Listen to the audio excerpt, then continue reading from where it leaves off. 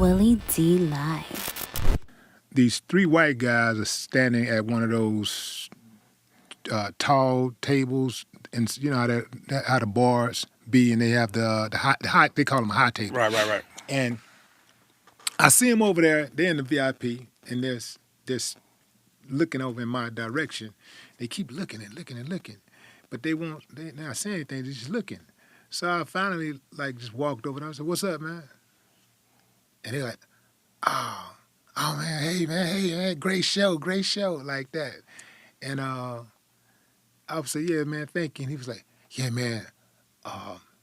To be honest with you, man, I thought you was gonna tell us to leave. Like I thought you was gonna cuss us out and tell us to leave." I said, "Why would I do that?" "I don't know, man. You used to be talking about white people, man, and your music and stuff. I say, if you felt that way, why did you come to the show? Man, I just like your music, man. I like your music." And I said, "Nah." I said, "Listen, bro." I say, I only hate white people who hate me. Right. That's it. I hate white people who hate me. Right. And I know you're the same way because, I've seen how you move. I've seen some of the people that you're associated with. Yeah. So I know you're not like that. Right. But it's a trip how when we express ourselves and we tell angry black man, we tell what the truth is, right? Somehow we're the angry black man, or we hate white people or whatever. But a white dude can say the same thing, talk about the same people that we're talking about. They can talk about the exact same cop or politician or government fucked up or whatever, situations at schools or whatever, and they're considered a rebel. Oh, he's a rebel. Yeah. But when we do it, when we do it, it's like, we're the Antichrist. Like we hate the country, we hate America. Right. I always found it interesting. Hip hop is the number one form of music, not just in this country, around the globe. Yeah, globally. Yeah. And it was always funny to me when I don't hang out like I used to, but I would do a show and go hang out, bar or whatever. And of course, they playing hip hop music. They white folks sitting there dancing to hip hop, reciting hip hop. But then I'm looking at the dress code. No baggy jeans, no sneakers, no sports wears, no do-rags, no baseball caps, no jewelry, excessive jewelry. I'm like, that's everything that culturally we're associated with. So you want our music, you want to dance to it, you want to recite it, you want to say the N-word, but you don't want us in your establishment, as we are, as our culture, as what hip-hop is. That's just funny. White folks, they special people, man. I love them. Like I said, as long as you respect me and come at me right, we could hang. But I'm also very aware, or I try to be as aware as I can, as far as my history and my culture and what we come from. And I'm extremely proud to be who I am. That shouldn't be a threat to you, just because I vocalize, my pro-blackness. That just shouldn't be a threat to you. But, they associate anything that you do as a black person with aggression. You vocalize how you feel, you think a certain way, you step a certain way, that's aggression. I don't do jazz hands, man. So, and that's when they feel more. What's jazz hand?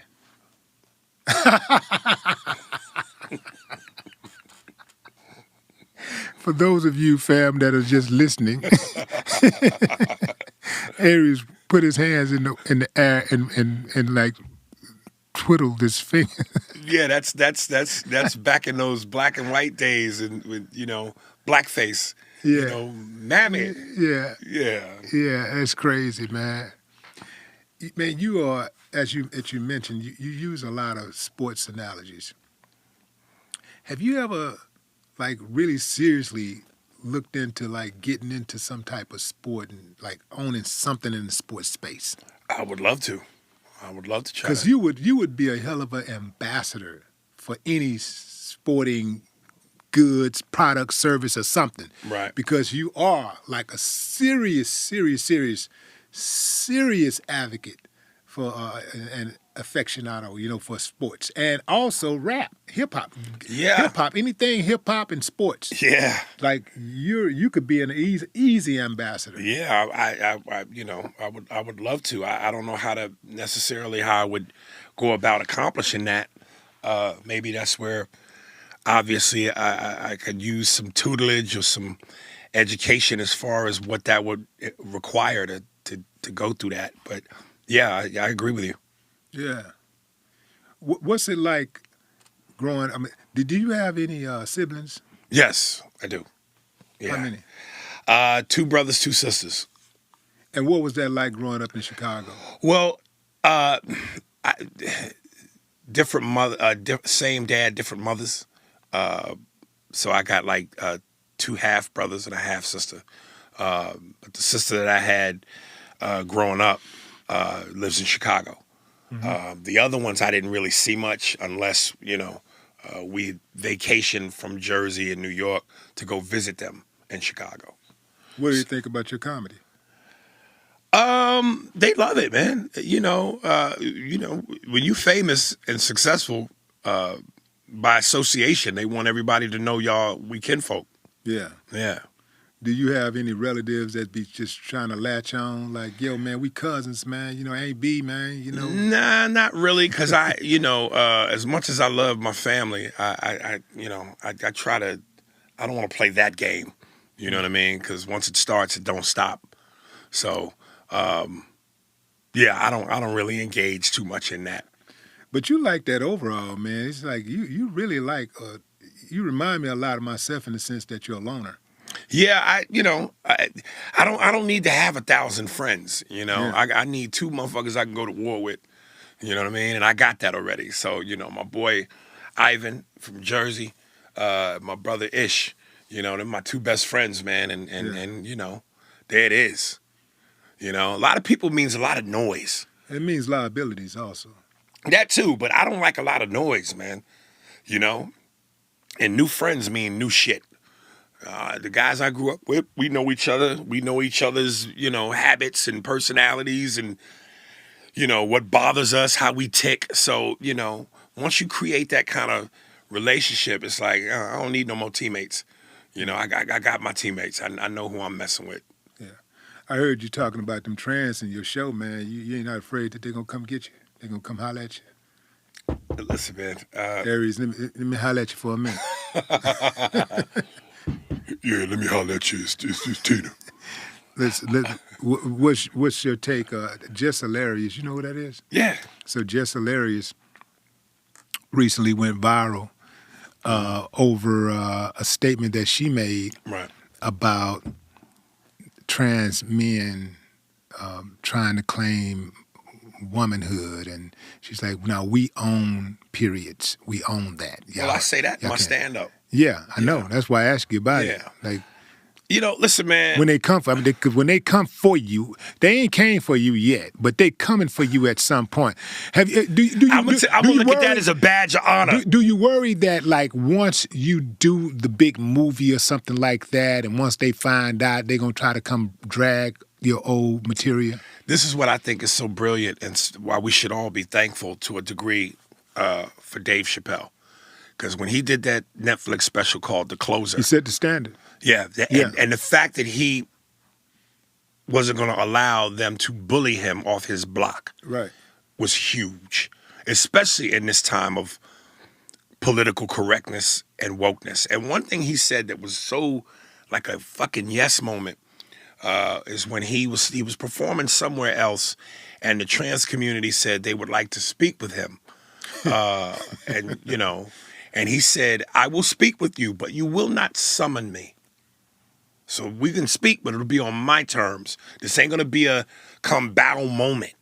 And like I said very clearly in my stand-up, man, everybody deserves the right to be happy, to be who they want to be. That's the beauty of America. It's about being who you want to be and voicing how you feel. And as long as you're not physically hurting anybody, and as long as you're not denying anybody human rights, we also should be allowed to say how we feel. And we don't have to agree with you. You know what I mean? We don't have to agree with you. If how you live your life and your lifestyle and the decisions you make are what they are, okay. And not that my opinion should matter to you, but I don't have to agree with your rules or what your beliefs are as far as you're concerned. For whatever reason, if it's a moral thing for me, if it's a religious thing for me, how I feel is how I feel.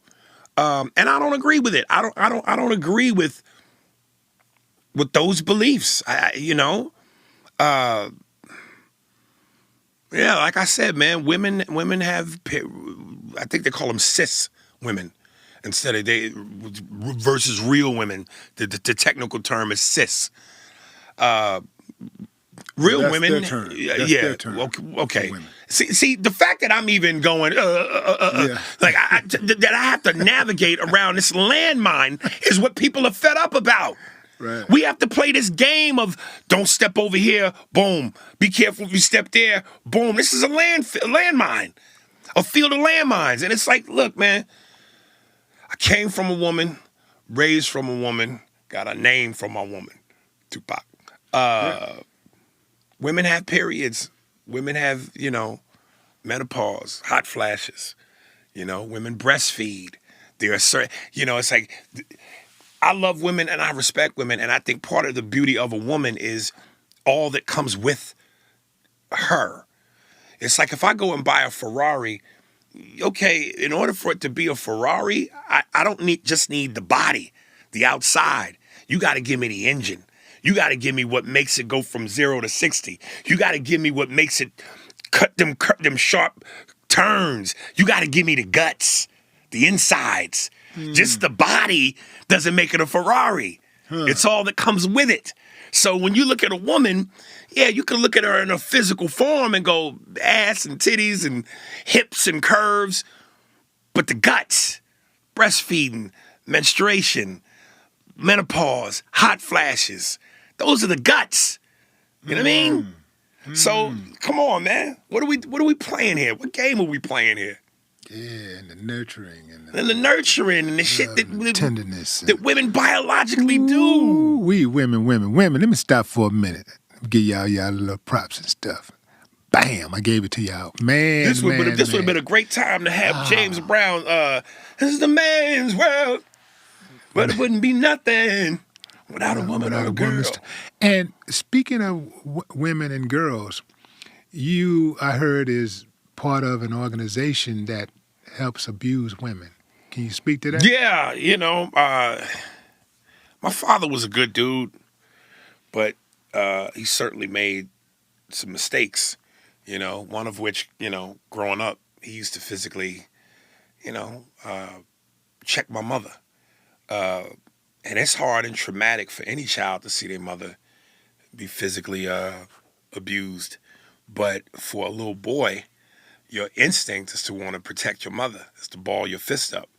But what are you really going to do at 7 against a grown man? So, I have a real serious tender spot in my soul for women who get physically abused or who have been physically abused. Now, listen, this is the comedian in me, right? Growing up, I was like, damn, I hate my father for doing that. But once I got grown and I saw... Oh, hell. Don't say it, man. and saw the shit that women put niggas through, I went, But I'm being dark and funny. But that's, that's dark and funny. That's dark and funny. But yeah, do not hit women, man. Not at all. Do not do that. Not at all. Do not do that. I always look at that. I kind of look at that as when I see dudes that are like that. There's some dudes that are just built like that, right? That's what they do. They're conditioned like that, and it just shows a lack of control.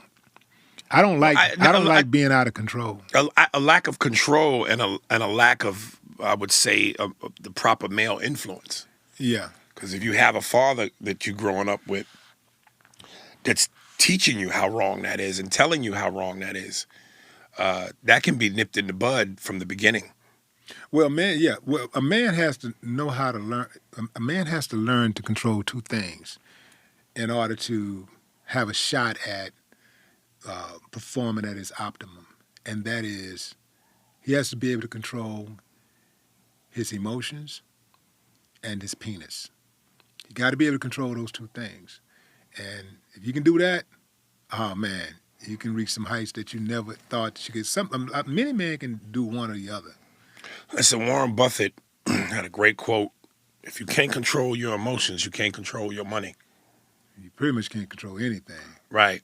And that's why I started to realize, dude, you know, if you're going to go back and forth with these people on Instagram and social media, be playful about it. Because the moment you get too crazy and they report you and your accounts get suspended, now this tool that you could use to monetize and make money is no longer available to you because you couldn't control your emotions. So now you can't control your money. Yeah. So I love that quote. Yeah. But Aries Spears, we love you, man. All love, We brother. appreciate you coming through, man, and everything that you do. We see you, bro. Thank you, We brother. recognize you, bro. Thank you, We man. salute you. Real quick, please check out my podcast called Spears and Steinberg, available on YouTube under Spearsberg Pod. Also, you could hit me up on Instagram, slide in my DMs. I'll chop it up with you, send you the links, available on all streaming platforms. And I always tell people, I know it's a lot. We like 400 and something episodes in, I think like 458. But start from the beginning and go in order because it helps comedically, contextually. You know, callbacks, characters, certain jokes. If you start out of order, or if you start now, there's just certain jokes and callbacks and references that ain't gonna make sense to you. But if you start from the beginning, and trust me, we like crack cocaine, baby. Once you start, you hooked. So you go in order, you'll be able to follow the progression, and it'll all make sense to you. There it is. Ladies and gentlemen, Aries Spears. No more talk.